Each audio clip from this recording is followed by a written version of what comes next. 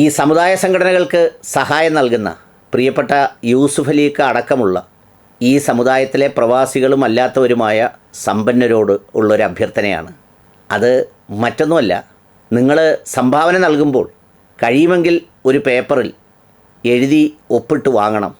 എന്തെന്നറിയോ, ഞാൻ ഈ നൽകുന്ന തുക ശരിയായ പ്രബോധനത്തിനും ഈ ആശയവ്യാപനത്തിനും മാത്രമേ ഉപയോഗിക്കൂ.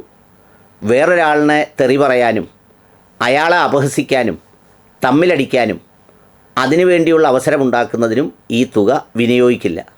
അങ്ങനെ ഈ തുക വിനിയോഗിച്ചു എന്നറിഞ്ഞാൽ ഇനി മേലിൽ താങ്കളിൽ നിന്ന് സംഭാവന സ്വീകരിക്കാൻ വരുന്നതല്ല എന്നൊന്ന് എഴുതി വെക്കേണ്ടത് വളരെ അത്യാവശ്യ കാര്യമാണ്. കാരണം ഇന്ന് ഈ കേരളത്തിൽ ഇവിടെ കിടന്ന് ഈ തെക്ക് വടക്ക് അടിയുണ്ടാക്കുന്നത് മുഴുവൻ ഇതുപോലെയുള്ള യൂസുഫ് അലിയെ പോലെ അല്ലെങ്കിൽ അതുപോലെയുള്ള കുറച്ച് സമ്പന്നരായ വ്യവസായികളായ ആളുകളുടെ പണം പിരിച്ചെടുത്താണ് എന്ന ബോധ്യം നിങ്ങൾക്ക് വേണം. എന്ന് മാത്രമല്ല, ഇതിന് നാളെ പടച്ചവൻ്റെ അടുത്ത് കണക്ക് പറയുമ്പോൾ നിങ്ങളും പറയേണ്ടി വരുമെന്നുള്ള ഓർമ്മ നിങ്ങൾക്കും ഉണ്ടാകണം. അതുകൊണ്ടാണ് ഇത് പറയേണ്ടി വരുന്നത്.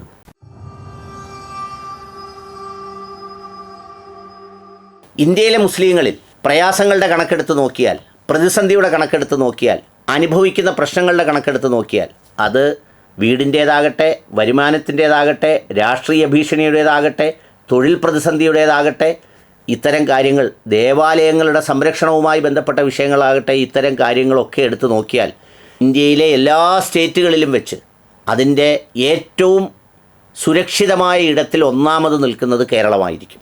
ബാക്കി എല്ലാ സംസ്ഥാനങ്ങളിലെയും വിശ്വാസികൾ നേരിടുന്നതിൻ്റെ 100-1 പ്രശ്നങ്ങൾ പോലും കേരള സമൂഹത്തിലെ മുസ്ലിങ്ങൾ യഥാർത്ഥത്തിൽ നേരിടുന്നില്ല. എന്നാൽ ഈ സംഘടനാ പ്രവർത്തനങ്ങൾ മുഴുവൻ ചെയ്ത് കുത്തിച്ചാടി മറിക്കുന്നത് മുഴുവൻ ഈ ഒരു ഷോള് കഴിയിട്ടേക്കുന്നത് പോലെ, ഇങ്ങനെ നീളത്തിൽ കഴിയിട്ടാൽ കിടക്കുന്നത് പോലെ, കടൽ തീരത്ത് ഒരു ഏത്തക്കാപ്പം പൊരിച്ചു വച്ചേക്കുന്നത് പോലെ ഉള്ള കേരളത്തിലാണെന്നുള്ളതാണ് സത്യം. അതൊന്നുകൂടി മാപ്പ് ചെയ്ത് ഗ്രാഫ് ചെയ്താൽ തെക്കൻ കേരളത്തിലെ 2-3 ജില്ലകളിലോ 4 ജില്ലകളിലാണ് ഈ ആളുകൾ മുഴുവൻ എല്ലാത്തരം അഭ്യാസവും കാണിക്കുന്നത്. ഇതിന് നേതൃത്വം നൽകുന്നവരാകട്ടെ അവരവർ ജോലി ചെയ്യുന്ന രാജ്യങ്ങളിൽ അവിടുത്തെ നിയമങ്ങൾ അനുസരിച്ച് അവർ സെൻസർ ചെയ്യുന്ന പ്രസംഗങ്ങൾ നടത്തി അവിടുത്തെ ഹറാമുകളിലേക്കൊന്നും നോക്കാതെ ഹലാലുകളിൽ മാത്രം നോക്കി അവിടുത്തെ കാര്യങ്ങൾ വളരെ ശ്രദ്ധയോടെ പറഞ്ഞ് അതെല്ലാം മൗനം പാലിച്ച് കണ്ടൻറ്റ് റെഡിയാക്കി ജോലി ഭദ്രമാക്കി വരുമാനം സുഖകരമാക്കി കുടുംബത്തെ അവിടെ ആക്കിയതിന് ശേഷം ഡിസ്കണ്ടൻറ്റും കണ്ടാമിനേഷനും എല്ലാം അടിക്കുന്നത് കേരളത്തിൽ കൊണ്ടുവന്നാണ്.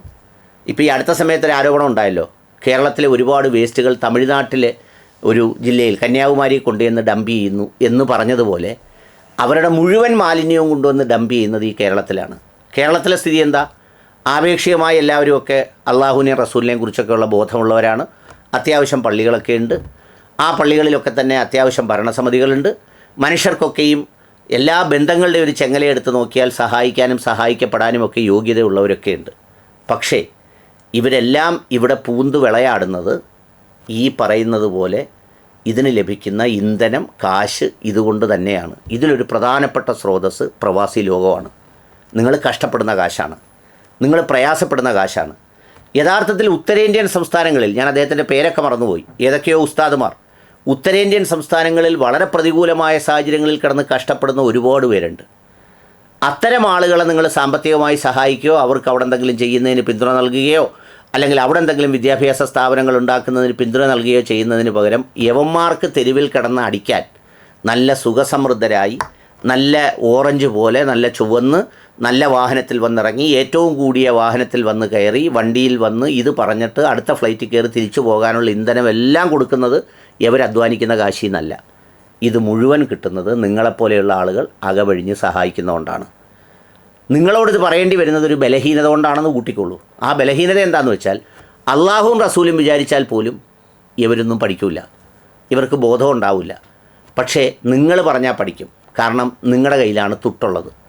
നാടൻ ഭാഷയിൽ പറഞ്ഞാൽ നിങ്ങൾ ഗാന്ധിയന്മാരാണ്. ഗാന്ധിയൻ തലയുള്ള നോട്ട് നിങ്ങളുടെ കയ്യിലാണുള്ളത്.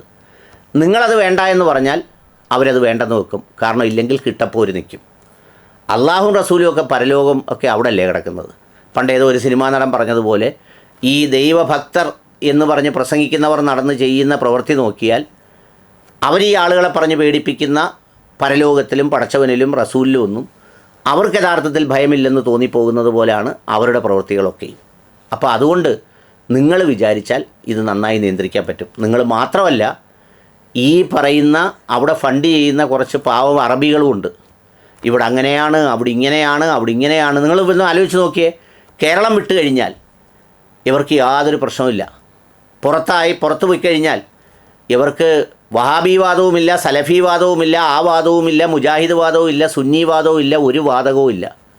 എന്നാൽ ഇവരൊക്കെ ജീവിക്കുന്ന സ്ഥലങ്ങളിൽ പണ്ട് സഹാബാക്കൾ, റസൂലിൻ്റെ സഹാബാക്കൾ അവർ ദഅവത്ത് നടത്താൻ ഓരോ രാജ്യത്തേക്ക് വന്ന അവരുടെ രാജ്യങ്ങളിലാണ് ദഅവത്ത് നടത്തിയത്. എന്ന് പറഞ്ഞാൽ ഇപ്പോൾ ഉദാഹരണത്തിന് പിന്നെ യമനിൽ നിന്ന് കേരളത്തിൽ വന്ന് കേരളത്തിൽ ദഅവത്ത് നടത്തി ഇവിടുത്തെ ഹറാമുകൾക്കെതിരെയാണ് അല്ലെങ്കിൽ ഹലാലുകൾക്ക് വേണ്ടിയാണ് പറയുന്നത്. ഇതിപ്പോൾ ഇവിടുത്തെ ചില ആളുകളെല്ലാം വളരെ സുഖസമൃദ്ധരായി അവിടെ ജോലി ചെയ്തുകൊണ്ട് അവിടുത്തെ ഹറാമുകളൊന്നും പ്രശ്നമല്ല, അതെല്ലാം അവിടുത്തെ ഭരണകൂടങ്ങൾ ചെയ്തോട്ടെ, ഞങ്ങൾ മുണ്ടാനും പോകുന്നില്ല, പറയാനും പോകുന്നില്ല, ഒന്നും പറയാൻ പോകുന്നില്ല. എന്നാൽ ഞങ്ങൾ ഇവിടെ അടിയുണ്ടാക്കുന്നതിൽ വലിയ മിടുക്കരാണ്, ചട്ടമ്പിമാരാണ്.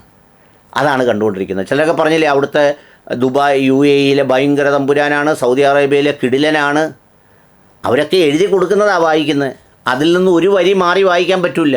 പിന്നെ പൊടി പോലും കാണൂല, അവർക്കറിയാം. അവിടെ ചുറ്റുപാടുകളിൽ പലതും നടത്തും അവിടുത്തെ ഭരണകൂടങ്ങൾ, അതിനെക്കുറിച്ചൊന്നും മിണ്ടാൻ പാടില്ല.